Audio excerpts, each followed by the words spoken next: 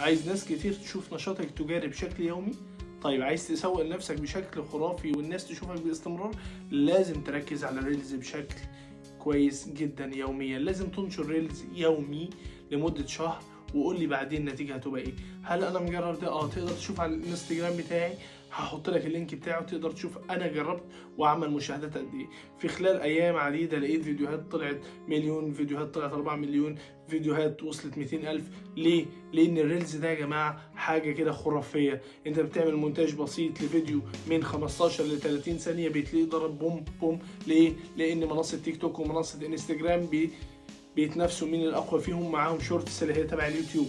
طيب انصحك بايه في الريلز؟ انصحك بفيديوهات بشكل يومي لمده 30 يوم. مساحه الفيديو او دقائق الفيديو لازم تكون من 15 ثانيه ل 30 ثانيه.